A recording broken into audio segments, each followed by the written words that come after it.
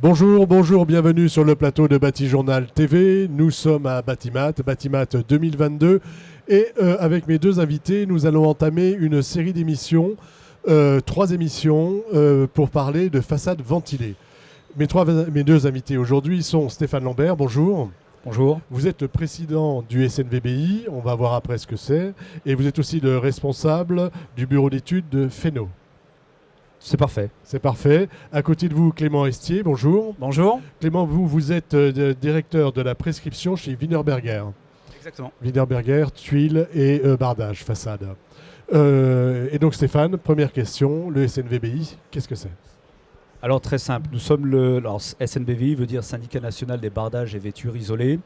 On est un syndicat qui va fêter ses 10 ans l'année prochaine et on regroupe 10 membres industriels. Il y a des fabricants de parements et des fabricants d'accessoires fixation et on représente la façade ventilée, le bardage rapporté, l'ITE par l'extérieur. Donc avec ces 3 séries, ces 3 petites émissions, on va s'intéresser un peu à la RE 2020 et on va se poser la question de savoir comment la façade ventilée s'inscrit dans cette RE 2020 et peut évidemment y répondre assez facilement finalement. On parle d'abord de confort d'été. Le confort d'été, c'est quoi ? Alors le confort d'été, c'est une notion qui touche à la partie thermique de la réglementation. L'objectif principal du confort d'été, c'est de limiter la température intérieure maximale pour qu'elle soit jugée confortable par l'occupant, en quelque sorte. Ensuite, c'est une notion qui existait déjà en quelque sorte dans l'ancienne version, la RT 2012, sous son nom TIC, température... Vous me posez un piège, on l'a oublié. C'était la TIC. Oui, c'est ça, la TIC. J'aurais pu faire plus court comme ça. Et le mode de calcul... Température intérieure de confort. Voilà, c'est ça. Donc, son mode de calcul prenait une partie de 5 jours d'une période chaude et vous passiez la conformité comme ça. Là, la RE 2020, elle, va intégrer un nouvel indicateur qu'on appelle le degré heure, le TH, qui lui est en quelque sorte la somme des dépassements de température à l'intérieur du logement, enfin du bâtiment, comparé à une température de référence qui est de 28 le jour et 26 la nuit. Cet ensemble de cumuls va permettre de juger à la fois de l'intensité et de la durée de l'effort, puisque ce calcul se fait sur l'année entière en fait, contrairement à ce qu'on avait avant. Qui était de 5 jours.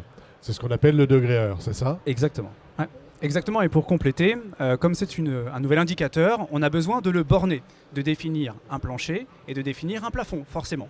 Donc on parlait de degré heure.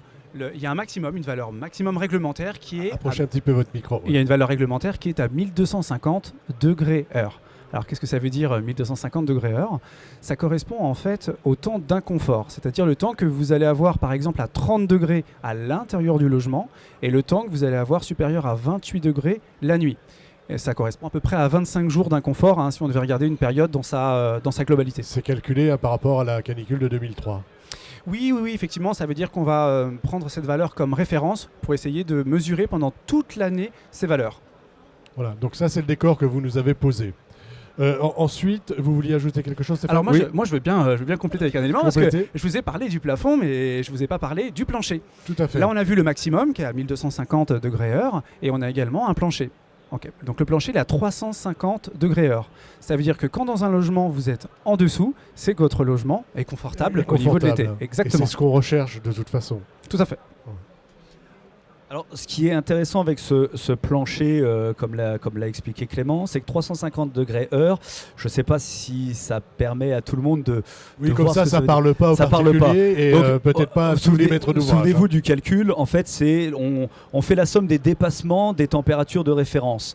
Et donc, à partir de là, 350 degrés heure, si je dépasse de 2 degrés sur l'ensemble de ma journée, donc la nuit et le jour, ma température de référence qui est de 28 et 26, si vous vous souvenez, je fais le cumul 24 fois, j'ai 2 fois 24, 48, fois 7, j'arrive approximativement mes 350 degrés heure, donc ce qui correspond à 7 jours, je dirais, jugés d'inconfort. Donc effectivement, si on rapporte à l'ancien calcul Et à cette nouvelle version, les 350 degrés heure, on peut dire que c'est quelque chose d'assez contraignant. Et donc, ça va dans le sens de ce qu'on a un peu vécu ces derniers temps. De prise en compte du confort d'été. Et on voit bien que ça va très vite, finalement. Et ce qu'on a vécu cet été est bien au-delà de ce qu'on avait presque vécu en 2003. En quelque sorte. Effectivement, vous dites ce qu'on a presque vécu. Aujourd'hui, on est sur Paris. Mais ce qu'il faut imaginer, c'est que pour les secteurs qui sont plus exposés, donc le sud-est de la France, on est obligé de définir un palier différent. On sera plutôt à 2600 degrés heure pour réajuster par rapport aux spécificités régionales. Voilà, c'est ça. On prend en compte aussi les spécificités régionales. Exactement. Alors, qu'est-ce que ça implique ? Qu'est-ce que ça change ? Ça change pas mal de choses. Ça veut dire qu'il faut revoir en fait la conception de ces projets. Aujourd'hui, on le voit, les périodes de canicule sont très intenses et il faut obliger les maîtrises d'ouvrage, les maîtrises d'œuvre, les économistes, les bureaux d'études à revoir fondamentalement la conception des projets. Et même nous, les industriels, on est challengés aussi sur ce dispositif pour être apporteurs de solutions. Alors c'est ce que je vais vous poser comme question. Les solutions que vous apportez aujourd'hui, est-ce qu'elles sont compatibles avec ce nouveau calcul et est-ce qu'elles apportent un confort d'été, quoi. Est-ce qu'elles contribuent à améliorer le confort d'été et comment elles s'inscrivent en fait dans cet ensemble ? Alors pour ce faire, au niveau du syndicat du SNBVI, on a mené une étude avec le bureau d'études thermiques Pouget et on a analysé un bâtiment assez caractéristique, un bâtiment de logement, 32 logements, un R+4, 2000 m² de surface habitable et avec différentes configurations. On a testé les différents systèmes, les ITE, les ITI, les supports béton, maçonnés, les supports bois et on a également intégré parfois des différentes adaptations techniques comme les aménagements au niveau des baies ou l'intégration de brasseurs d'air par exemple pour pouvoir appréhender en fait l'impact des différents systèmes et les côtés également positifs et là où on peut gagner des choses en fait. Voilà. Et avec la façade ventilée, est-ce qu'on gagne des choses ? Alors oui, donc je vais laisser Clément intervenir sur cette partie. Alors on pourrait vous en parler pendant des heures et des heures. On va essayer de se focaliser Vous avez un peu moins de temps. Je vais être plus synthétique alors. On va synthétiser sur 3 aspects principaux. Le premier, c'est l'inertie. Tout à l'heure, on parlait d'ITE et donc les membres adhérents au SNBVI mettent en valeur notamment cette notion-là, avec le côté de déphasage. C'est la capacité en fait à appréhender des pics de chaleur extérieurs et à les moduler pour que ce soit le moins perceptible possible à l'intérieur. Donc c'est l'isolant, sa nature, son épaisseur, qui va agir principalement sur ce dispositif. Le produit que vous représentez ou d'autres, eux, ont moins d'impact ? Alors, c'est pas forcément comme ça qu'il faut le regarder. L'isolant, c'est le centre névralgique. C'est un réservoir énergétique qui va vraiment agir sur la notion de confort d'été. Nous, au SNBVI, on a de nombreux acteurs et partenaires qui sont spécialisés dans les solutions de bardage, donc avant cet isolant. Et c'est là où on va pouvoir agir profondément. Le premier indicateur, c'est la capacité à traiter l'absorption solaire. Plus votre façade est claire, blanche, moins le coefficient d'absorption solaire sera élevé, il sera proche de 0. Et plus votre façade est sombre, plus vous êtes proche de 1, et plus la température qui va être restituée à l'intérieur sera élevée. Donc nous tous, au SNBVI, on travaille sur des solutions de plus en plus claires possibles pour répondre à cette problématique. Moi je suis architecte, j'adore le noir, excusez-moi. Eh bien il faudra le mettre à l'intérieur du logement et pas forcément à l'extérieur. L'autre solution, ce sont les brise-soleils qui permettent de réguler en fait la transmission de chaleur. Voilà, on a une très belle image à l'écran avec des brise-soleils qui ont été utilisés ici, qui va permettre de modeler, de réguler la température à l'intérieur. Ils peuvent être motorisés, ils peuvent être fixes, on peut leur faire prendre plein de formes différentes. Et c'est un des leviers sur lequel on peut agir. Donc l'isolant, les brise-soleils, on l'a vu ensemble, la couleur de la façade, ce sont 3 éléments très importants qui nous permettent de répondre positivement aux exigences de la RE 2020. Voilà, ça c'est des choses que vous allez pouvoir mettre en place très rapidement puisque les produits existent en fait. Exactement.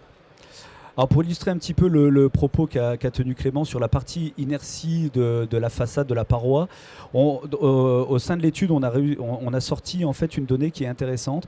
Lorsque vous avez une façade ventilée, ITE, sur un support en béton, et que vous la comparez à une façade ITI, avec un support béton également, vous pouvez, en fonction de la zone géographique, il y a plein de petits paramètres qui peuvent intervenir, on peut aller jusqu'à gagner 200 DH. Je sais pas si DH, degrés heure, voilà, degrés heure. Alors je sais pas si vous vous souvenez de la fourchette qu'a donnée Clément, qui était entre 350 et 1250. Alors 350, on est très bien, le projet est tout à fait performant. Et jusqu'à 1250, ça fonctionne. Mais vous voyez, 200 degrés heure, le pourcentage que ça peut faire sur 350, c'est important. Ça devient quelque chose de non négligeable. Donc ça veut dire qu'il y a des solutions qui permettent de gagner un certain nombre de degrés heure, donc de confort d'été, et qui existent déjà plus ou moins, comme on l'a déjà évoqué. Voilà, des solutions qui existent plus ou moins et qui vont être améliorées. Et j'en profite justement pour compléter. Tout à l'heure sur le stand, on nous demandait mais comment votre bardage ventilé apporte quelque chose au degré heure. Et on a fait une étude ensemble qu'on a conduite et on s'est rendu compte que l'utilisation d'un bardage ventilé avec une lame d'air qui arrive en partie basse et qui évacue en partie haute, si on devait la comparer avec une solution ITE classique, enduit et un isolant derrière, on va gagner 5% sur les degrés heure. Et donc du coup, ça fait vraiment la différence et ça permet de contribuer avec tout ce qu'on a pu évoquer tout à l'heure sur l'optimisation et l'amélioration de la transmission en fait, dans cette façade, c'est pas un sandwich, mais un petit peu quand même.